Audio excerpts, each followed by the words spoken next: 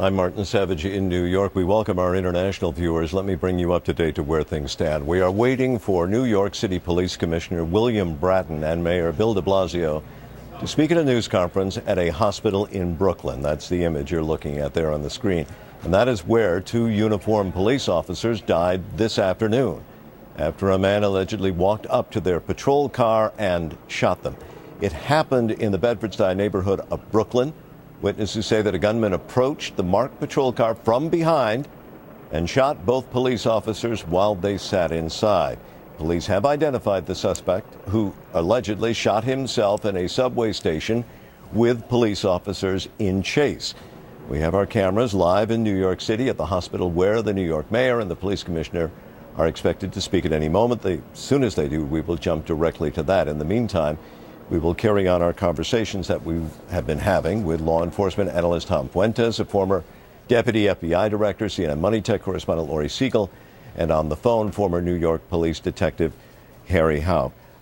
Let's talk, Lori, about these protests, because really for the international audience, for our entire audience, we have to understand that there was a background here of tension, not just in the city, but in this nation when it comes to law enforcement, and in particular two recent grand jury rulings, one of them out of Ferguson, Missouri, and the other one out of New York, pertaining to the deaths of African Americans while in the hands of police. You covered the protests here in New York. What is the feeling? How strained is the relationship between? It is strained.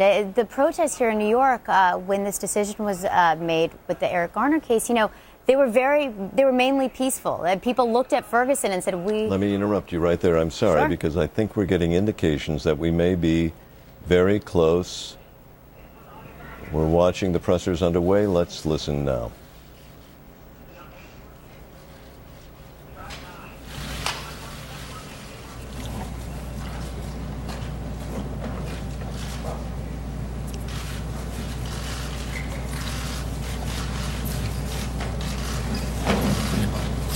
You all set?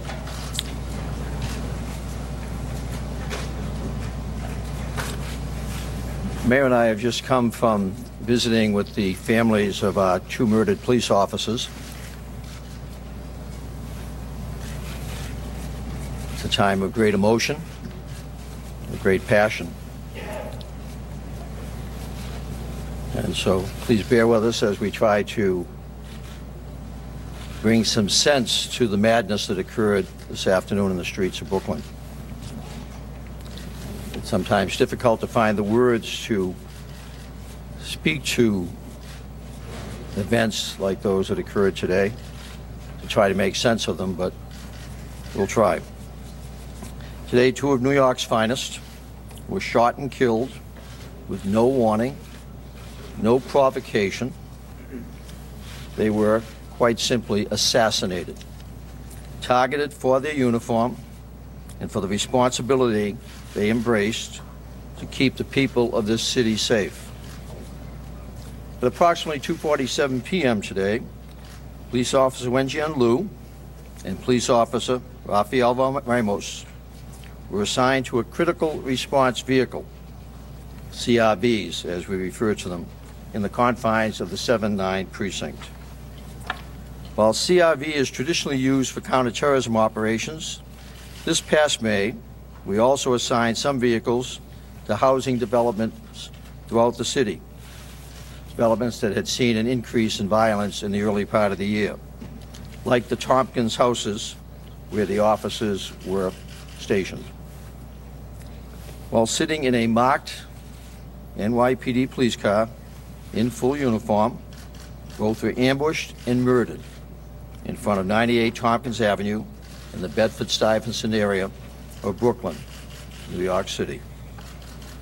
Both officers are assigned to the 8-4 precinct, but were posted at this location as part of a department crime reduction strategy to address complaints of violence in the area of the housing developments in that area. Officer Ramos was in the driver's seat, and Officer Liu was in the front passenger seat beside him. According to witness statements, the suspect, who has been identified as 28-year-old Ismail Brinsley, walked up to the police car. He took a shooting stance on the passenger side, and fired his weapon several times through the front passenger window, striking both officers in the head. Officer Liu and Officer Ramos never had the opportunity to draw their weapons. They may never have actually even seen their assailant, their murderer. Other officers who were also assigned to the CIB post immediately pursued Brinsley southbound on Tompkins Avenue. Brinsley then turned westbound on Myrtle Avenue and fled into the Myrtle Avenue and Willoughby Street, the G train subway station. He proceeded down the stairs onto the westbound subway platform. While on the platform, Brinsley shot himself in the head, took his own life. A silver semi-automatic Taurus firearm was recovered on the subway platform near the suspect's body. Officers Liu and Ramos were transported here to Woodhull Hospital. Despite every effort to save their lives, both officers tragically succumbed to their injuries. On behalf of the New York City Police Department, I extend my deepest condolences to Liu and the Ramos families and the families within the NYPD. Both officers paid the ultimate sacrifice today while protecting the communities they serve. The suspect was transported to Brooklyn Hospital, where he was pronounced dead. We are currently continuing to investigate this incident. I want to thank at this time Dr. Baju and his trauma staff for their valiant efforts, but unsuccessful efforts, to resuscitate our officers.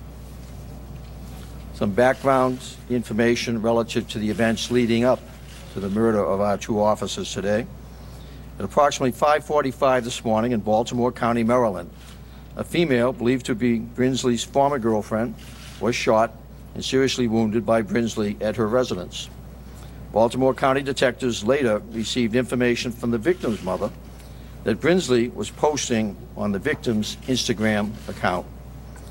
Further information was developed indicating that Brinsley may have had associations with the East Flatbush area of Brooklyn. At approximately 2:45 this afternoon, Baltimore authorities sent a fax, a wanted flyer to the NYPD and other agencies. Tragically, this was essentially at the same time as our officers were being ambushed and murdered by Brinsley. Tragically, too, this is not the first time this department has seen such violence. 7 times since 1972, we have seen partners murdered together, often in incidents such as this, mindless assassinations without warning. Our officers know this from the memorial walls on our precincts and headquarters, and from the stories they hand down. Nevertheless, they do what we expect of them. They grieve, they mourn, but then they go out onto the streets of the city and work to keep it safe every day and every night. We have never and never will forget that mission. We will never forget the 2 young men who lost their lives today. Mr. Mayor. Thank you, Commissioner. Our city is in mourning. Our hearts are heavy. We lost 2 good men who devoted their lives to protecting all of us. Officer Ramos, Officer Liu died in the line of duty, protecting the city they loved. Our hearts go out to their families, to their comrades in arms at the 8-4 precinct, to the larger family of the NYPD. We honor the EMTs, the doctors, the nurses, everyone at Woodhull who tried valiantly to save their lives and couldn't. I want to thank everyone who came here today to support these families that are in such pain right now. All the leadership of the NYPD, the elected officials are here. I thank them for coming here in solidarity with these grieving families and our police department. Although we are still learning the details, it's clear that this was an assassination. that these officers were shot execution style, a particularly despicable act which goes at the very heart of our society and our democracy. When a police officer is murdered, it tears at the foundation of our society. It is an attack on all of us. It's an attack on everything we hold dear. We depend on our police to protect us against forces of criminality and evil. They are a foundation of our society, and when they are attacked, it is an attack on the very concept of decency. Therefore, every New Yorker should feel they too were attacked. Our entire city was attacked by this heinous individual.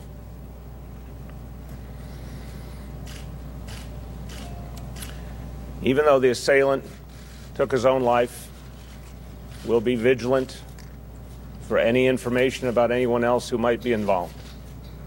And this is a point to make clear to all my fellow New Yorkers that anytime anyone has information that there might be an attack on our police, there might be an act of violence directed at any police officer, it is imperative that that be reported immediately.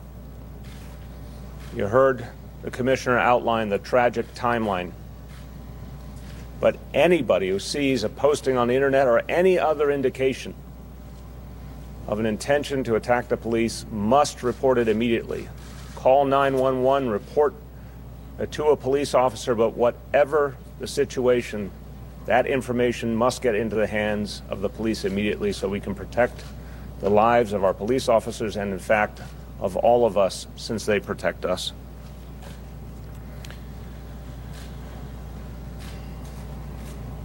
There is a sadness that is very, very hard to describe. Commissioner Bratton has felt it many times. I have felt it many times. We met the family members. We met the parents of Officer Liu, the woman he recently married. We met the wife of Officer Ramos. We met his 13-year-old son, who couldn't comprehend what had happened to his father.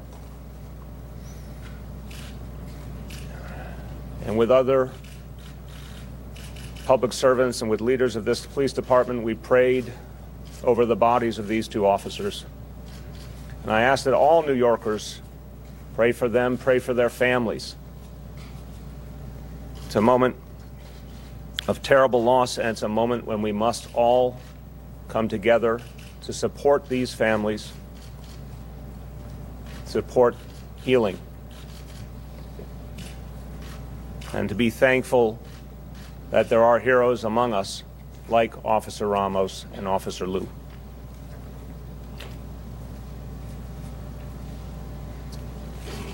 I'd like to say a few words in Spanish as well. Hoy hemos perdido a dos valientes policías mientras hacían su trabajo. La ciudad está de luto. Enviamos oraciones a sus familias y a todo el cuerpo de la policía. Okay. We can take a few questions from you. Yes? Sort of seems there's never been times where this is like sort of the worst time. These officers have been under attack every day. Sort of now you have this and some sort of rivalry on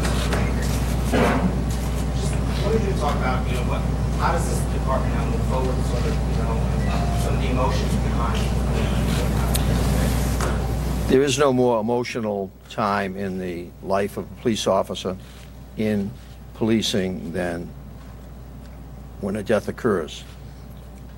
And a death of this nature, an assassination, that it's unlike any other type of emotion. That it's hard to deal with. It's hard to get your arms around. The grief that the mayor and I just experience with what the family is going through. And then I met with the officers from the 8-4 precinct, the partner officers of the 2 deceased officers. It's not easy at all. And I've dealt with this too many times over 44 years. You always hope that you're never going to experience it again.